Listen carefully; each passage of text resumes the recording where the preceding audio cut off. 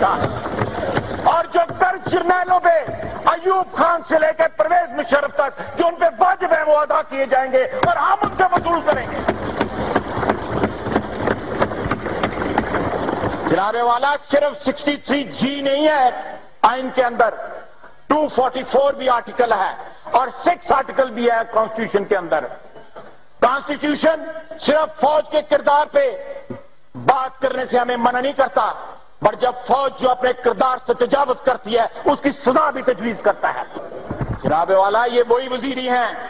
کہ جب پاکستان کی فوج نے آزاد کشمیر میں جانے سے انکار کیا تھا تو یہ لشکر لے کے گئے اور آج جو آزاد کشمیر آپ کے پاس ہے انہوں نے آزاد کروایا تھا۔ یہ پاکستانی فوج کا تحفہ نہیں ہے، یہ ان قبائلی لشکروں کا تحفہ ہے جنہوں نے وطن عزیز کی آزادی کے 6 ماہ بعد ہی اپنے خون کا نذرانہ پیش کیا۔ جناب والا سینکڑوں اور ہزاروں ارب بلکہ tens of thousands of billions of rupees and dollars جو ہے ہم نے پچھلے 58 سال پہ دفاعی بجٹ پہ خرچ کیے، اور داستان کیا ہے؟ 48، 65، 71، 84 اور 99 کوئی آزاد کمیشن جو ہے اس ملک کے نمائندوں کا اگر بٹھا دیں اور ان 5 جنگوں کی انکوائری کروائیں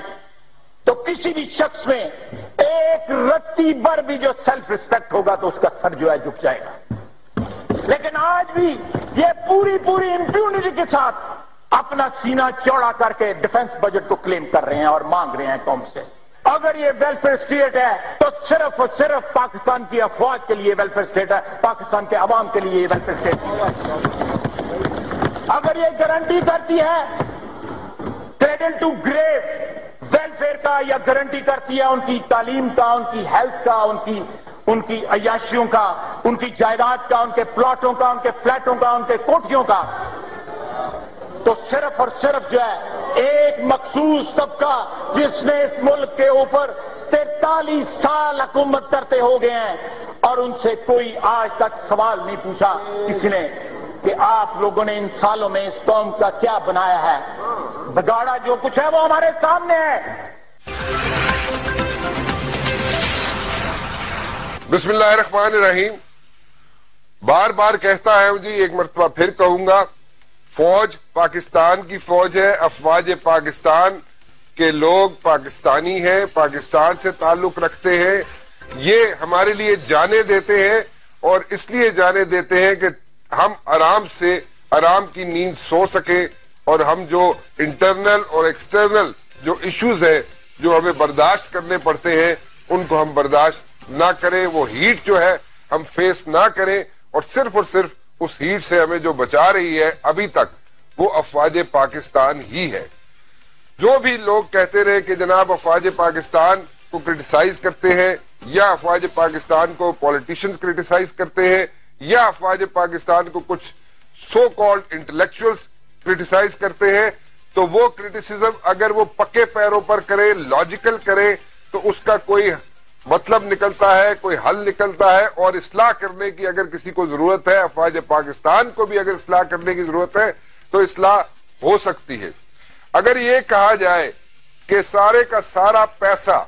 جو پاکستان میں بجٹ بنتا ہے اس سے میجورٹی جو پیسہ ہے فوج لے جاتی ہے، تو ذرا سوچنے کی بات یہ ہے کہ آپ کو تحفظ جو دیا جا رہا ہے اس وقت وہ تقریباً 50% جو ملک ہے اس وقت آپ اس کو جو ٹیک کیئر کر رہی ہے وہ فوج کر رہی ہے، کیونکہ جو ہمارا سٹرکچر ہے،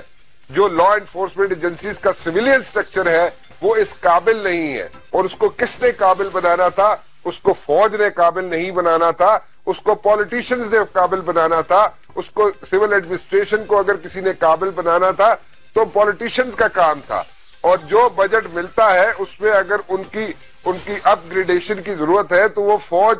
نے کسی نے کو نہیں روکا ہوا کہ اس کی اپ گریڈیشن نہ کرے، پولیٹیشنز کا کام ہے۔ ایجوکیشن اگر دینی ہے تو پولیٹیشنز نے دینی ہے، پولیٹیشنز حکمران جو بیٹھے ہوئے ہیں اسمبلیز میں بیٹھے ہوئے ہیں، یا وہ حکمران جو کوریڈورز آف پاور میں موجود رہے ہیں یا ہیں اس وقت، ان کا کام ہے کہ وہ جناب تعلیم دیں، صحت دیں عوام کو، اور ان کی ضروریات جو عوام کی ہیں وہ پورا کریں.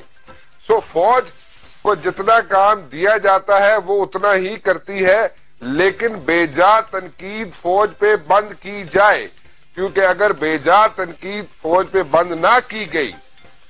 تو ایک واحد انسٹیٹیوشن اس ملک کا رہ گیا ہے. بار بار کہہ چکا ہوں کہ ایک واحد انسٹیٹیوشن اس ملک کا رہ گیا ہے جو انٹیکٹ ہے، اس کو برباد مت کریں. اس لیے کہ اگر دشمن جو ہے، دشمن ایک گولی چلائے بغیر اس کے آبجیکٹیوز ہم خود گھر میں بیٹھ کے ان کو اچیو کر رہے ہیں. سو اس میں کسی کی بھلائی نہیں ہو رہی، ہمارا اپنا نقصان ہو رہا ہے. سو اس لیے فوج پہ بے جا تنقید بند کی جائے. پہلے بھی کہا، پھر کہہ رہا ہوں، التجا کر رہا ہوں کہ جناب آپ کو کسی نے نہیں روکا، پولیٹیشین کو کسی نے نہیں روکا، حکمرانوں کو کسی نے نہیں روکا. اگر وہ احتساب بھی کرنا چاہتے ہیں جرنیلوں کا تو پہلے جرنیل سے کریں، پہلے اس جرنیل سے کریں جس نے پہلے مارشل لا لگایا. اگر مارشل لا سے اتنا ہی آپ لوگ تنگ ہیں یا اتنا ہی آپ سمجھتے ہیں کہ غلط ہوا کام، تو آپ اس جرنیل سے احتساب شروع کریں جس نے پہلی دفعہ پاکستان میں مارشل لا لگایا.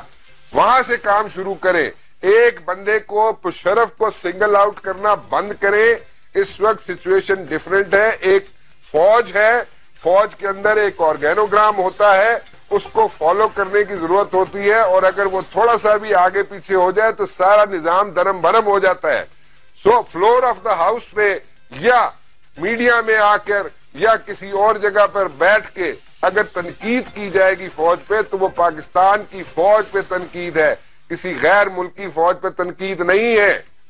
پولیٹیشنز جو کہتے ہیں کہ اگر ان کو روکا گیا یا بجٹ زیادہ لیا جاتا ہے تو جناب آپ نے جتنی کرپشن کی ہوتی ہے، میجورٹی میں، سب پولیٹیشن کی بات نہیں کر رہا، میجورٹی پولیٹیشن نے جتنی کرپشن کی ہے اس کا حساب نکال لیں اور پھر بتا دیں کہ جناب کون کتنا کام کر رہا ہے. سب کو پتا ہے کہ میجورٹی پولیٹیشن جو دیہڑیاں لگا رہے ہیں وہ کیا کر رہے ہیں. سو